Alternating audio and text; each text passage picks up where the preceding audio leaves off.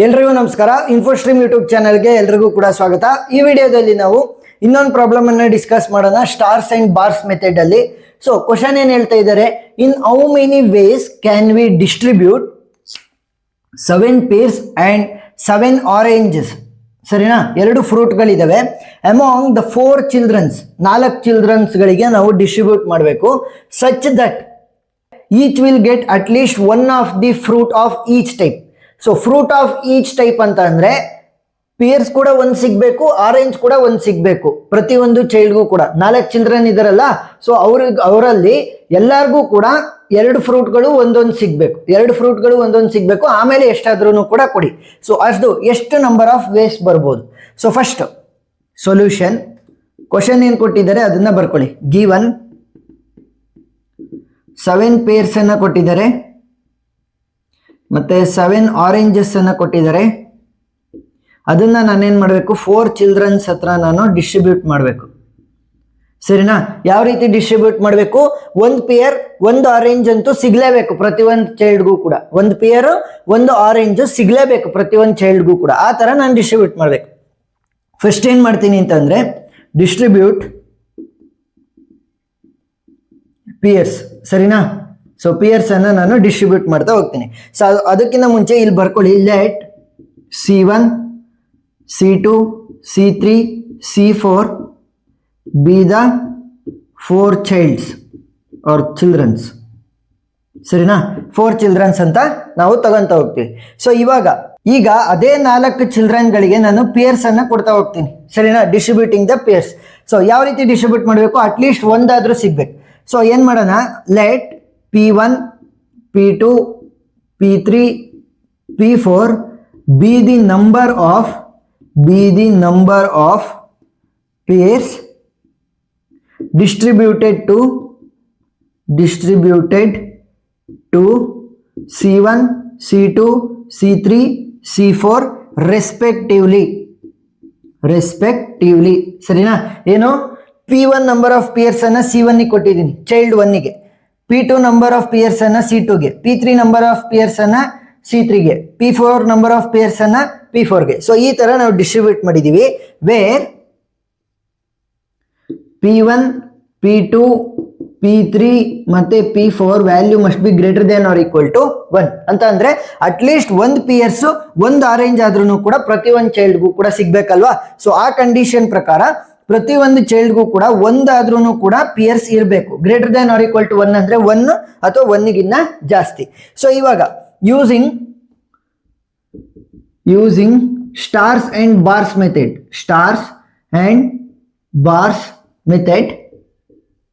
So stars and bars method ಪ್ರಕಾರ simple formula ಏನು, n-1 r-1.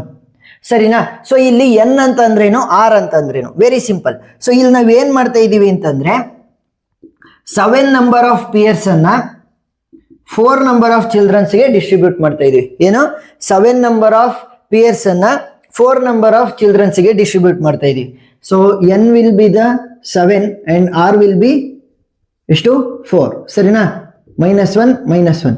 7 -1 ಅಂತಂದ್ರೆ 6 ಆಗುತ್ತೆ, 4 -1 ಅಂತಂದ್ರೆ 3. So 6C3 combination. 6 ಅಂತ ಪ್ರೆಸ್ ಮಾಡಿ, ಇಲ್ಲಿ ಕ್ಯಾಲ್ಕುಲೇಟರ್ ಅಲ್ಲೇ NCR ಅಂತ ಕಾಣುತ್ತೆ. ಸೊ ಅದನ್ನ ಪ್ರೆಸ್ ಮಾಡಿದ್ರೆ C ಆಗುತ್ತೆ, NC3. ಸೊ 3 ಅನ್ನ ಪ್ರೆಸ್ ಮಾಡಿ ಈಸ್ ಈಕ್ವಲ್ ಟು ಪ್ರೆಸ್ ಮಾಡಿ, ಎಷ್ಟು ಬಂತು, 20. ಯಾವ ರೀತಿ ಕ್ಯಾಲ್ಕುಲೇಟ್ ಮಾಡಿದ್ದು ಇನ್ನೊಂದ್ಸಲಿ ತೋರಿಸ್ತೀನಿ ನೋಡಿ. 6 ನೆಕ್ಸ್ಟ್ NCR ಅಂತ ಕಾಣುತ್ತೆ, ಅದನ್ನ ಪ್ರೆಸ್ ಮಾಡಿದ್ರೆ C ಬರುತ್ತೆ. ನೆಕ್ಸ್ಟ್ 3 ಅನ್ನ ಪ್ರೆಸ್ ಮಾಡಿ ಈಸ್ ಈಕ್ವಲ್ ಟು ನ ಪ್ರೆಸ್ ಮಾಡಿದ್ರೆ 20. So 20 number of ways. So 20 number of ways ಅಲ್ಲಿ ನಾನು ಡಿಸ್ಟ್ರಿಬ್ಯೂಟ್ ಮಾಡಬಹುದು in such a way that 7 pears ಏನಿದಾವೆ ಅವು ಅಟ್ಲೀಸ್ಟ್ ಒಂದಾದ್ರೂ ಕೂಡ ಪ್ರತಿಯೊಂದು ಚೈಲ್ಡ್ಗೂ ಕೂಡ ಸಿಗೋ ರೀತಿ ಡಿಸ್ಟ್ರಿಬ್ಯೂಟ್ ಆಗ್ತವೆ. ನೆಕ್ಸ್ಟ್ ಎರಡನೇದು ಏನ್ ಮಾಡೋಣ, ಆರೆಂಜಸ್ ಇದಾವಲ್ಲ, ಸೊ ಆರೆಂಜಸ್ ಅನ್ನ ಡಿಸ್ಟ್ರಿಬ್ಯೂಟ್ ಮಾಡೋಣ. ಎಷ್ಟು oranges, 7 oranges. So distributing oranges. So ಇವಾಗ ಏನ್ ಮಾಡೋಣ, let O1 O2 O3 O4 be the number of oranges distributed to child 1, child 2, child 3, child 4 respectively. ಸರಿನಾ? So O1 number of oranges ಅನ್ನ C1 ಗೆ ಕೊಡ್ತೀನಿ, O2 ನಂಬರ್ ಆಫ್ ಆರೆಂಜಸ್ ಅನ್ನ C2 ಗೆ, O3 number of oranges ಅನ್ನ C3 ಗೆ, O4 number of oranges ಅನ್ನ C4 ಗೆ. ಸೊ ಇವಾಗ ನೋಡಿ ಇಲ್ಲಿ where P1, P2, P3, P4 must be greater than or equal to 1. ಯಾಕೆ? ಅಟ್ಲೀಸ್ಟ್ 1 ಪೇರ್ಸ್ ಆದ್ರೂ ಕೊಡ್ಬೇಕಿತ್ತು. ಇಲ್ಲೂ ಅಷ್ಟೇ, ಅಟ್ಲೀಸ್ಟ್ ಒಂದು ಆರೆಂಜ್ ಆದ್ರೂ ಕೂಡ ಸಿಗ್ಬೇಕು. ಸೊ ದಟ್ ಒಂದು ಆರೆಂಜು ಒಂದು ಪೇರ್ಸ್ ಆದ್ರೂ ಕೂಡ ಪ್ರತಿ ಒಂದು ಚೈಲ್ಡ್ಗೆ ಸಿಗುತ್ತೆ ಆ ತರ.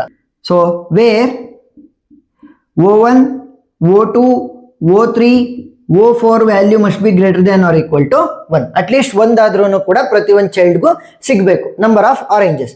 ಸೊ ಟೋಟಲ್ ಆರೆಂಜಸ್ ಎಷ್ಟಿರೋದು? ನನಗೆ 7 ಆರೆಂಜಸ್ ಇದಾವೆ. ಅದನ್ನ ನಾನು 4 ಜನ ಚಿಲ್ಡ್ರನ್ಗೆ ಕೊಡಬೇಕು. 7 oranges 4 children. So apply using the stars and bars method. Stars and bars method. So value ಏನಾಗುತ್ತೆ? n-1 r-1. ಸೊ n ಜಾಗದಲ್ಲಿ ನಮಗೆ 7 ಇದೆ -1, r ಜಾಗದಲ್ಲಿ ನಮಗೆ 4 ಇದೆ -1. So 7 - 1 will be 6, 4 - 1 will be 3. 6 C3 value ಇಲ್ಲೇ ಇದೆ, ಅದನ್ನೇ ಬರ್ಕೊಳ್ಳಿ 20 ವೇಸ್. ಸೊ ಇವಾಗ ನನಗೇನು ಸಿಕ್ತು? ಅಟ್ಲೀಸ್ಟ್ ಒಂದಾದ್ರೂ ಕೂಡ ಪಿಯರ್ಸ್ ಸಿಗೋ ರೀತಿ ನಾನು 4 ಜನ ಚಿಲ್ಡ್ರನ್ಗೂ 7 ಪಿಯರ್ಸ್ ಅನ್ನ ಡಿಸ್ಟ್ರಿಬ್ಯೂಟ್ ಮಾಡ್ತೀನಿ. ಅಟ್ಲಾದ್ರೂ ಆರೆಂಜ್ ಸಿಗೋ ರೀತಿ ನಾನು 7 ಆರೆಂಜ್ಗಳನ್ನ 4 ಜನ ಚಿಲ್ಡ್ರನ್ಗಳಿಗೆ ಡಿಸ್ಟ್ರಿಬ್ಯೂಟ್ ಮಾಡ್ತೀನಿ. ನನಗೆ 2 ಸೇರಿಸಿ ಬೇಕು, ಟೋಟಲ್ ಬೇಕು. ಸೊ ಫೈನಲ್ ಆಗಿ ಇಲ್ಲಿ ಟೋಟಲ್ ಅನ್ನ ಕಂಡುಹಿಡ್ಕೊಳ್ಳೋಣ. Total will be equal to, so total ಅನ್ನ ಏನ್ ಮಾಡಬೇಕು? Distributing pears into distributing oranges. ಸರಿನಾ? Distributing pears into distributing oranges. So distributing pears value ಏನು ಬಂದಿತ್ತು? ನಮಗೆ 6 C3 ಬಂದಿತ್ತು, ಇಂಟು ಇದು ಕೂಡ 6 C3ನೇ ಬಂದಿದೆ ಎರಡನೇದ್ರಲ್ಲೂ ಕೂಡ. ಅಂತಂದ್ರೆ ಡಿಸ್ಟ್ರಿಬ್ಯೂಟಿಂಗ್ ಆರೆಂಜಸ್ 6 C3 ವ್ಯಾಲ್ಯೂ ಏನು ಬಂದಿದೆ ನಮಗೆ? 20 ಇಂಟು 20. ಸೊ 20 ಅಂತಂದ್ರೆ 400 ವೇಸ್.